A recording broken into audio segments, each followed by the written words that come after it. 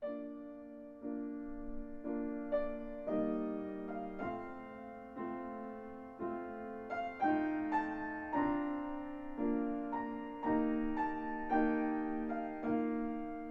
its 74 years of existence, UCCP Anabu Evangelical Church has faced numerous challenges.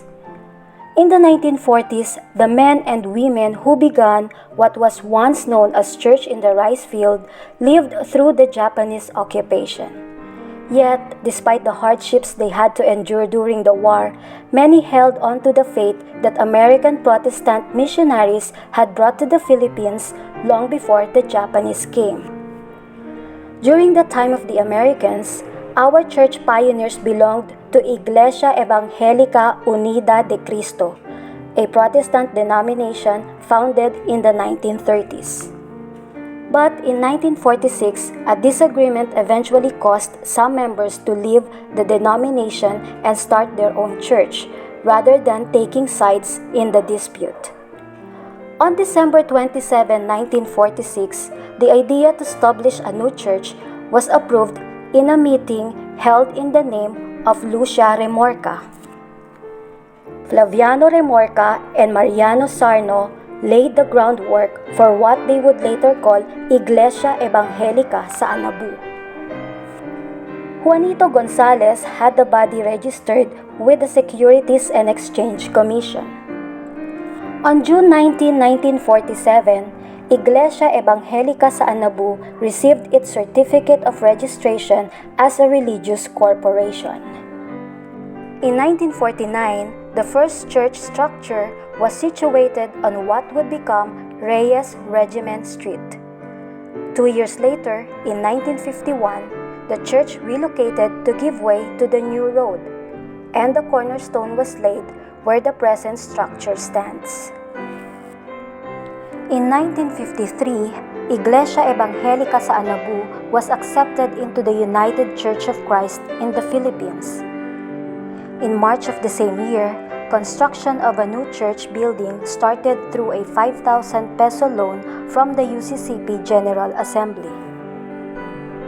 Unfazed by the formidable task before them, UCCP Anabu members found ways to help with the project. The Anabu Male Quartet raised funds through singing in different churches. The women fetched sand from the river for use in the construction of the church building. In 1954, the congregation started worshiping in the new structure, with Reverend Andres J.R. Garcia as pastor. As the church grew in number, the building also expanded with the addition of a children's department wing, followed by the parsonage in 1966.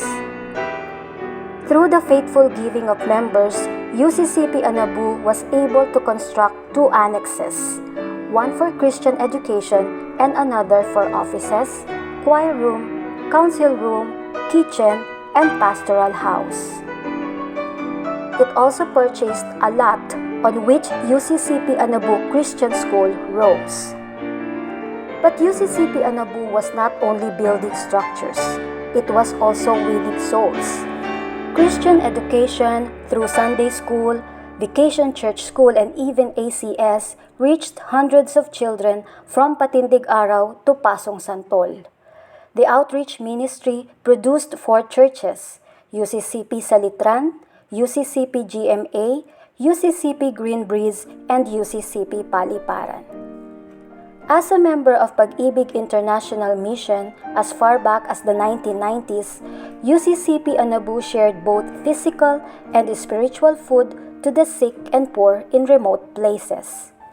Evangelism Explosion, launched before Pag-ibig, trained dozens of young people in sharing the good news of salvation. EE graduates joined missions in provinces ravaged by typhoons, earthquakes, and volcanic eruptions. In 2019, equipping of members in evangelism continued through training for trainers until COVID-19 came and placed the nation under quarantine.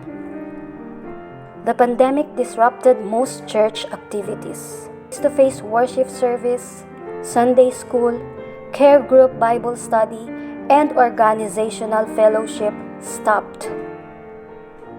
But thanks to the technology that made it possible for people to interact virtually. On March 22, 2020, UCCP Anabu had its first online worship service called Sambahay. Subsequently, it premiered Sambahayang Panalanginan online midweek prayer service. COVID-19 is still a threat to this day, yet we have continued to worship, give, and serve. It is because we believe that God is with us through adversities, as we have witnessed countless times in the past. We have seen natural calamities, wars, political upheavals, financial crises, and pandemics. But our faith lives on. We do not give up. Even when death surrounds us, we do not lose hope because we know Jesus, the giver of life. As our hearts continue to beat for Christ, our mission is to give life to the world, even in these challenging times.